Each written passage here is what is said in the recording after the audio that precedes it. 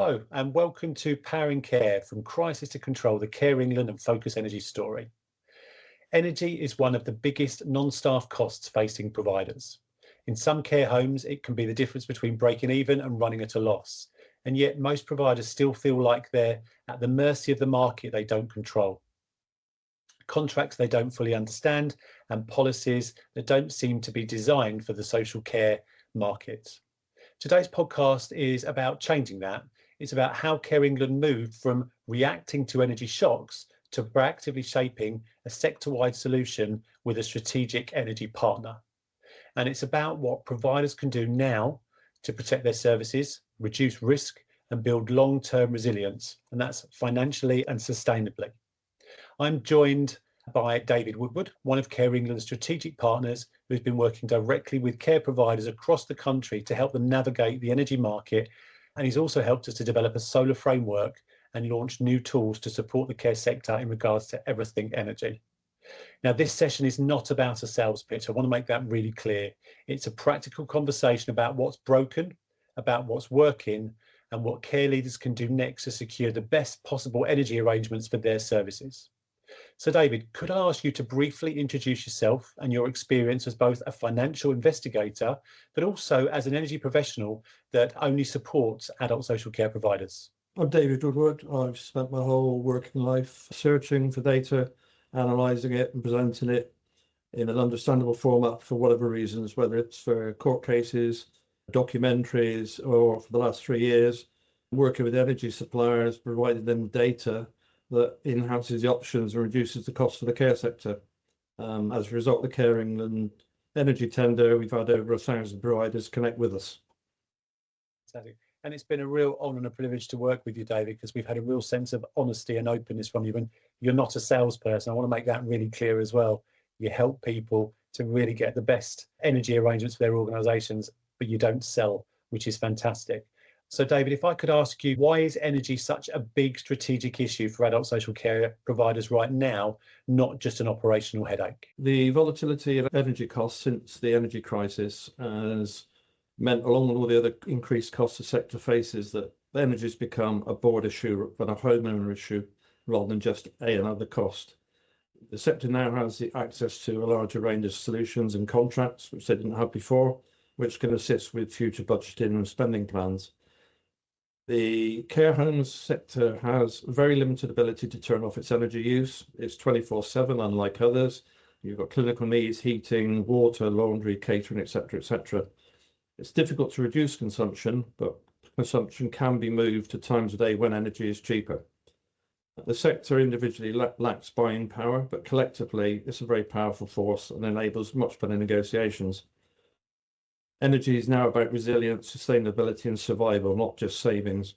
And I think you made some interesting points there. I just made some notes in terms, we are 24/7 businesses, 365 days of the year. And you talked about kind of strategically taking advantage of certain times of the day when energy is cheaper. And that's something that I think a lot of care providers don't think about. We tend to run our laundries during the daytime. It could be cheaper at night. We tend to do things certain ways because that's the way we've always done it. And there is a lot of opportunity that we can exploit out of the markets if we understand them. But care providers are not energy experts. They're experts at providing care. They're not energy experts. So it's really important that they consider organisations that can help them think differently about how they do things. And I know staffing is a huge issue for us in adult social care. So actually offering different services, or the ability to do laundry at night when energy is potentially half the price at times, could actually save organisations a huge amount of money, but really work for those who are wanting to work outside of normal core hours. Absolutely. So some really interesting points made. And now, Care England doesn't run tenders lightly. We've run a few, but we don't do it lightly. Can you explain why we both originally felt a couple of years ago the need to intervene in the energy markets on behalf of care providers? And what has the tender process actually achieved for those that have participated? Post the energy crisis 2022, the energy market was very chaotic. I'm sure all providers are aware that they get dozens of phone calls from sales-orientated brokers that really are treating you as a consumption of the postcode, usually with little transparency, a lack of openness regarding the fees and the commission that was being charged. And though a lot of those brokers didn't actually understand the sector. They pigeonholed it with lots of other sectors. Yeah, care is unique.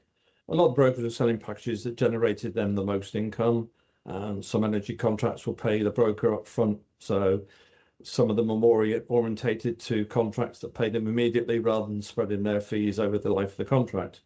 So the idea of the tender was to try and protect providers from poor deals, make commission open and transparent. We have our views on what the maximum should be. And we wanted to try and combine the usage to lever better terms and conditions from energy suppliers.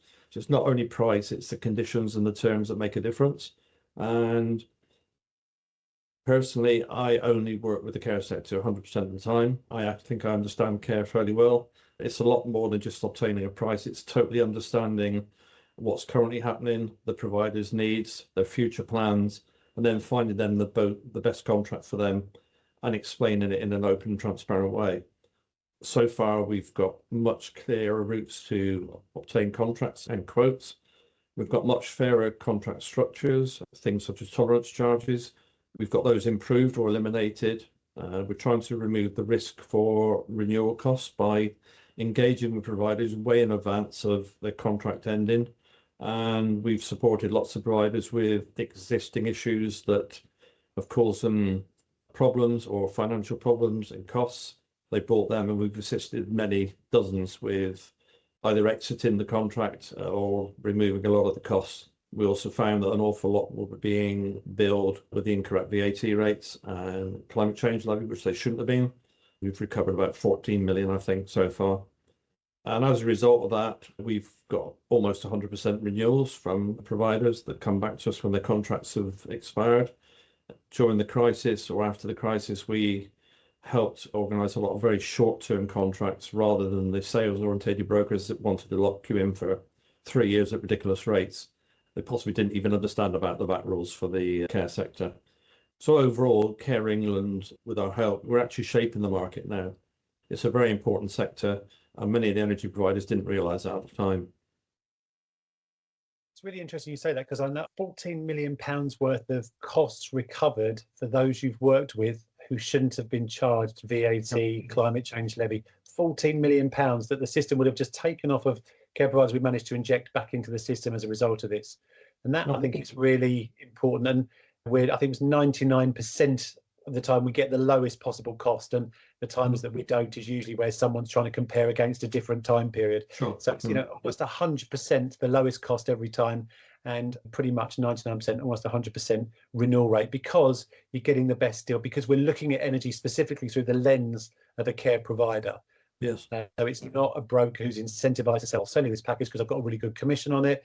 They're really focused and targeted on buying energy that's specifically designed for the sector. And I think that's really very important. And I do some work with Ofgem around the broker issue, because there are some real issues with brokers. There's some rogue brokers out there because brokers aren't regulated, so they can do what they want and lawfully get away with it, which is really important, which is why we've really appreciated the work we've done with you, because we're getting a real honest view of the market, and we're providing solutions that no one else can provide. These are bespoke for the care sector, which is really helpful. Now, I think let's just take a quick snapshot at gas first, because when we talk about energy, we're talking gas and electricity. There are other forms, but let's just stick with gas and electricity first. So looking at gas, what should care providers realistically expect over the next 12 to 24 months? And I just want to bring back another point you mentioned earlier, is that you said that providers can contract for future periods in advance of when their contracts expire. And that was new to me when I started working with you. So you can forward buy your energy and take advantage of this. But just looking over the next 12 to 24 months, from a gas perspective, what realistically should care providers be thinking? Okay, well, the gas price is affected by the weather, not only here, but worldwide. If demand increases in other part of the world, it can actually influence the price in Britain. World events obviously make a large difference. The lack of storage is crucial. At the moment, the UK and Europe has very low storage levels compared with previous years. Tariffs can affect the price, and an awful lot of our gas comes as liquid gas in specialised tankers from around the world. Those tankers can have competition from other sectors when they're running short, which makes the pricing more volatile. At the present time, gas is cheap. We're back to levels pre the Ukraine invasion, and it's now possible that you can lock in contracts up to the middle of 2030 even, regardless of when your current contract expires. With gas cheap at the moment, even if you're contracted till the end of 2028, you can actually contract to start as soon as that finishes now, what we consider to be a very, very low price. So it's a key time at the moment for gas to lock in prices. There's a little scope for them to reduce, but there's a lot of scope for them to drastically increase if we get another reward event like the Ukraine. So that's really interesting. So this is where the forward buying point comes in. So it doesn't matter how long your contract is running for, you can look at locking in a future period of time and take advantage of these dips in the market rate, which I think is really, really important. And yeah, your point around it being weather dependent is really important, because gas prices are more volatile when weather's colder because demand is higher. I guess that's it. And the thing I still can't get my head on is that these ships come out of Middle East or wherever, and they either turn left to China or right to Europe. But gas being delivered on ships, it just blows my mind. How much energy do we waste just getting a ship transporting gas from one part of the world to another? It's phenomenal to understand that. So, that's another factor that can add to gas volatility, is the price of oil that the ships and the kerosene that they run off of, I guess. Sure. So then when we think about electricity, which I know is far more complex and opaque for providers, what's really going on the market and what should leaders think about? Because I know this is a really challenging area. You're right, Richard. It's very, very challenging, and it's become far more complex in the last few months and will be so over the next couple of months. The UK is facing extremely increased demand from data centres and electric vehicles, which is putting pressure on the system. The UK's biggest problem is we can't move electricity from where it's generated to where it's needed. There's an awful lot of wind farms in Scotland and off Scotland, but the grid can't actually move it from there to where it's needed. The government consider that they can eliminate electricity generated by gas by 2030, something I think is absolutely impossible. So customers are being charged to upgrade the very old infrastructure of the national grid, and every energy user is actually paying for that privilege. Also mandated that meters need to be upgraded to half-hour meters by the end of this year. Again, something that's probably impossible. It takes months to get meters upgraded. We think that's probably impossible.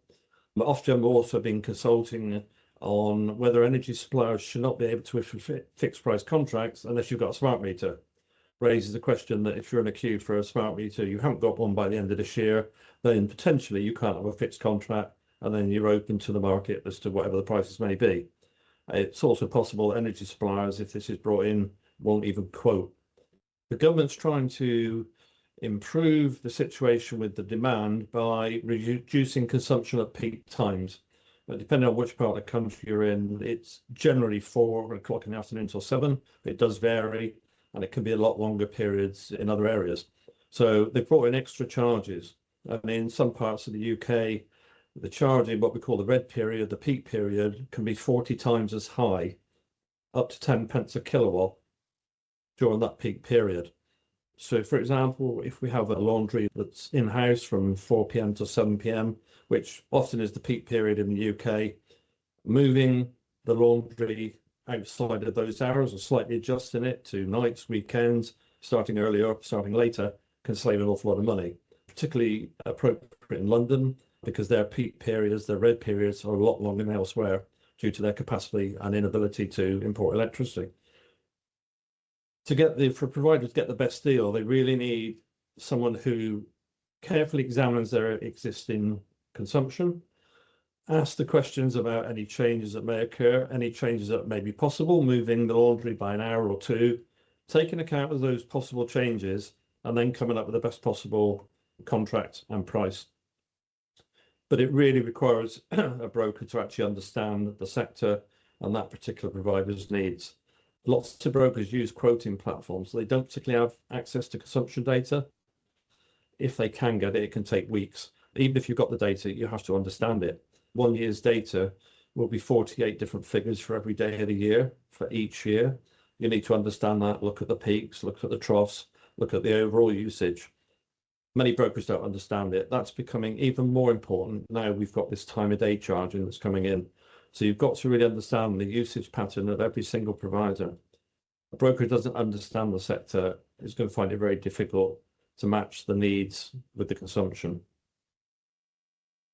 That's really interesting, David. So you're talking about these peak times for electricity. So London between 1 p.m. and 5 p.m.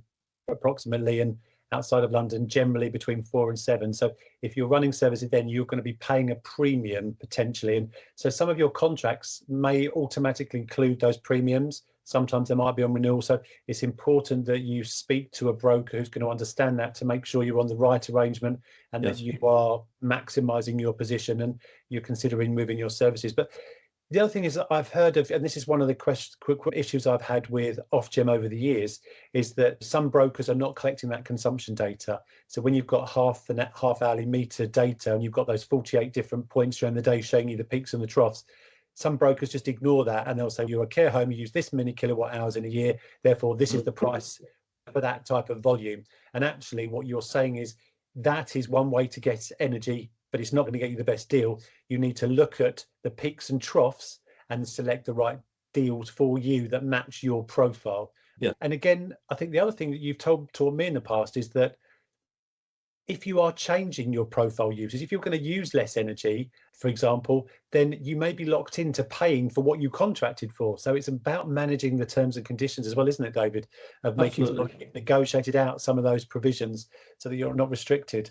I think the outside of the times of day, the shocking thing for me is that you've explained to me previously that we are paying energy generators to turn off wind turbines during the day because we can't move the electricity they generate from where it's generated to where it's needed. And we are paying people to turn them off.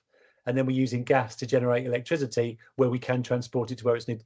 It's absolute lunacy, isn't it? But yes, what you're saying is there's a way through it with the right broker and understanding your profile. You should be able to manage your position to the best of your ability and get the best possible arrangement for you if you look at those data points individually. Is that what I'm hearing? absolutely. The skill level for brokers has increased probably 500% in the last couple of months to do the job properly. So when you're getting that cold call, someone from a call center, you hear 20 other people in the background, they're just trying to sell you something off a price list. They're not actually working with you to understand who you are, what your needs are, what you're just on their client list. You're just being ticked off. Absolutely. Brilliant. And is it possible, David, for someone just to give you a quote for energy and get you the best deal without knowing your consumption, what your profile is, what type of service you're doing, what your peak times are, how you operate, whether you've got solar, whether you haven't got solar, etc.? No, anyone that tries to do that is probably using a quoting platform, which is effectively, it's a postcode and a consumption figure. And wrongly, care gets pigeonholed with hairdressers. Not many of them are open at 3 o'clock in the morning or Sunday afternoons. So you just pigeonholed with other sectors, which is totally wrong because the profile is totally different. Anybody who uses a quoting platform, in my opinion, is for the care sector is wrong. All our quotes are bespoke. They're tailored to the needs. Whenever we provide anyone with a quote, there's a list of questions. Do you have an in-house laundry you're going to move out? Vice versa. Are you considering solar? Are you considering expanding, building a wing, closing a wing? All those things make a difference. And a lot of the quoting platforms will provide quotes with an energy contract, which has only got a tolerance of 10% either way. So if you think you're going to use 100,000 and you use less than 90 or more than 110, which is quite easily in the sector, you're going to get penalised. Yeah, so those cold winters or those warm summers where you might turn the heating down, even though we have the heating on in the summer, you can still end up paying the bill even though you've not used the energy. It's really interesting, and it's enlightening because most providers won't know that's the case. And again, most providers wouldn't be able to understand the bills that they're receiving because they can be incredibly challenging to understand as well, aren't they? And that's another opportunity, is to look at the bills, because you very often come across huge overcharges that shouldn't be charged because the broker hasn't put in the relevant paperwork for things like VAT, or you've got too many estimated usages when there's meter data available and some connection is broken down. You find those issues quite a bit as well, don't you, in the audits, David? Absolutely. I think historically brokers have treated you as a postcode and consumption. They'll sell you a 3-year contract when it's right for you or not, and they'll come back to you in 2.5 years' time and try and sell you another one. To do the job properly, you need to constantly engage with the provider. And when that contract's about to run out, If you've been fairly accurate in your consumption figures and the provider's totally happy with what they've got, then you've done your job properly. It's a long-term thing. It's not a quick sell. It's not a quick fix. You said on a couple of occasions there as well that you've been able to help people get out of contracts they've got into. So that's sometimes possible as well. It can be. It's very difficult. Some brokers will provide or request letters of authority that allow them to basically do what they want. We've had many cases where maybe two contracts are in place at the same time, and then the energy provider's trying to pursue the provider for the lost revenue. That's fairly common. It's hopefully going to get eliminated when brokers are properly regulated, which they should have been years ago. But it is possible to extract them or even remove the commission element. The contract may stay in place.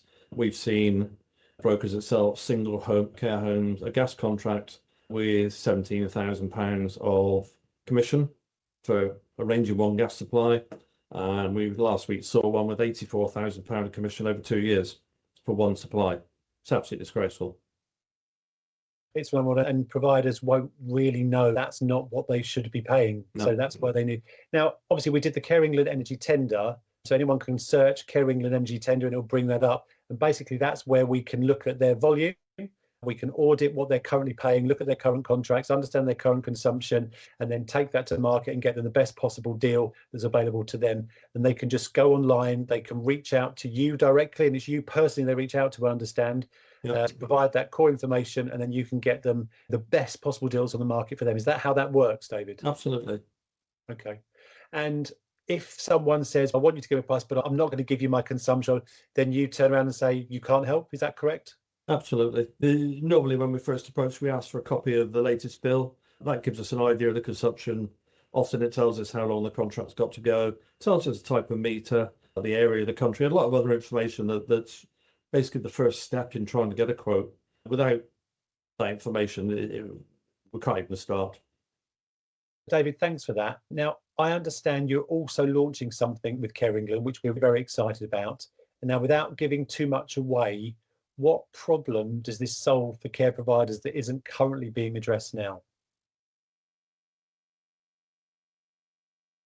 Historically, the higher your consumption, the better access you had to lower prices. We've always questioned it, but we can now obtain the same rate for a much smaller consumption as the very largest consumption. So the smaller care home is on a par with the very largest groups. Now, the energy sector will say that the large consumer suffers as a result of combining the price and giving everyone the same price. We've actually proved that's incorrect. At the end of January this year, even the largest provider that's taken up this offer was paying 5.5% less than they would have done on their own. So it dispels the industry myth that's always existed. Basically, the smallest provider has access to the best prices, the same as the biggest. Fantastic. So I struggled to get my head around this when you were trying to explain it to me previously. But what you said there is that previously larger providers probably had bigger volume, they got an advantage on pricing. And what you're saying is now the SMEs, the smaller providers, can actually now get the same rates as the larger providers, but actually even the larger providers are getting a lower rate. So yes, everybody wins, no one loses out. We've now got a comparable rate for SMEs and large providers, but yes, both are getting a lower rate as a result, which is phenomenal, David. I'd love to know how you've managed that, but that's your intellectual property. I won't grill you too much on that, but thank you very much for doing that. And people can access that through the Care England Energy Tender, is that correct? Absolutely. If anyone wants a quote, you'll get an individual bespoke quote for yourself. You'll also get one using this facility as well, which is always going to be cheaper. So just going through the normal Care England Energy Tender, just Google that. So we'll put it in the notes at the bottom of the podcast, but just searching for that, registering for that, they will access those rates by default. That's phenomenal. And that's for gas. And I think you're looking at doing something similar for electricity as well, aren't you? Yes, it's far more complicated. Gas is relatively simple. Getting the product over the line wasn't easy, but the concept of it was a lot easier than electricity. We're working hard on the electricity at the moment. We're still working on some industry figures because nothing's really finalised till April on electricity pricing. Watch this space. But bottom line, it doesn't matter whether your energy renews today, tomorrow, 3 months, 6 months, 12 months' time. It's sensible to register for the Care England Energy Tender so that you're in it and then you'll be able to give them the information based on just providing a simple bill of exactly how they could benefit, when they could benefit, and you're not going to be hassling them with sales. You're just going to provide them the profile of what they can achieve. It's then up to them to decide whether they want to enact on that or not. Is that correct? Absolutely. And please go and get alternative quotes. Fabulous. Yeah, we're very happy. We're not pushing this as over anybody else's solution. We just know that we can guarantee 99% to 100% of the time, lowest price, 99% to 100% renewals. It's up to providers what they do, but we're offering them the lowest possible deal for the sector. So thank you very much for that. Now, I want to move us on a little bit, if that's possible, to solar, because that used to feel like a bit of a nice to have. And I know we launched a couple of months ago the Care England Solar Framework, which feels much more strategic. Now, why has this shifted from optional sustainability to financial necessity for some care providers? I think solar has been sold in the media by solar providers as being a major way to cut costs, and it ticks quite a few boxes environmentally, etc. But the reality is that people selling this service, or the solar service, solar providers, they've overpromised what can be achieved and the reductions in costs that are available. We found that basically it was a sales process, unregulated, the same as energy brokers, and we offered, along with Care England early last year, to actually review any proposals or costings that an individual provider could obtain themselves. Quite alarming results, which resulted in Care England coming up with the offer that anyone considering solar, rather than receive all the sales calls and the pushy falsified figures, etc., could actually register, and we would obtain their exact consumption, their exact costings at the moment, and then we would provide the postcode, the address, the consumption to a panel of pre-approved solar installers under the condition that they made no contact with the provider until they were authorized to do so, and that within 14 days their proposal would come to us. We would vet it, pass them on to the provider with our comments, and then if the provider wanted to go forward, then we put the two of them in contact with each other, and a proper survey could be done to come up with final costing. It allowed providers to work with trusted suppliers. You have the due diligence bias been in the middle, saved an awful lot of hassle with phone calls and sales techniques, etc. And we provided an assessment of your return on investment. Basically, provider wants to know how much am I going to save and how long is it going to take me to get my money back. What we found is that typically the figures were exaggerated to a large extent. I understand that return on investment is probably between 8 to 9 years for most care providers, but it obviously differs on where you are, the facing of your building, what have you. And when we discussed this previously, David, I was really surprised that of the last 8 solar requests that you got through, only 1 actually went through to be a converted sale. So that's 7 other care providers who would have purchased solar, had an installation, and it wouldn't have generated a return on investment that was reasonable or rational. So they would have fallen foul of the sales fluff and patter. Is that correct? Yes. Now, and that's really disappointing for the solar argument. It's really important that providers have not wasted their money by utilising that framework, and that they can invest that in more efficient sort of carbon saving initiatives. It's, again, unregulated. I've got solar on my roof, and I was sold a concept of what it would deliver, and it hasn't delivered. I've got battery storage. It isn't delivering. I've got double the amount of batteries that I need. I don't need them, but I've been sold something, and it doesn't really work to its optimum. I might get a couple of days a year where it works to its optimum. The rest of the year it doesn't. So I think it's very important. And so people can access that by Googling the Care England Solar Framework. And again, they just provide some basic information. You will then go to a panel of solar providers in that area, get them the proposals. They won't have to deal with loads of salespeople, and then you will review what is an appropriate sales proposal or not, and you'll only put forward the ones that work. And you don't charge a penny for that service. You do that completely 100% for free, because that's what you do. So Care England doesn't charge for it. Focus do not charge for it. It's just really to try and stop care providers from spending thousands of pounds on solar that is not necessarily needed, and they can invest that money in other forms of carbon efficiency. Absolutely. Thank you.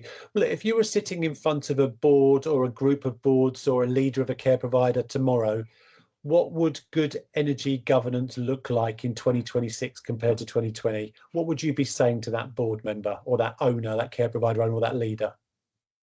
I think it's moved from looking at what you spent in the last year to knowing what you're going to be paying in the future, how long you're going to be paying it for, an accurate budget, especially with gas, because it can vary between 13.5% and 3.5% depending on the month of the year. And also knowing that your broker is actually checking your bills to make sure you're not overpaying. And also, rather than worry about the future of energy, knowing that a broker is constantly monitoring it, and if anything's going to affect you, that you're going to be made aware of it, not only through our monthly newsletters, but anything that becomes urgent will be sent out separately.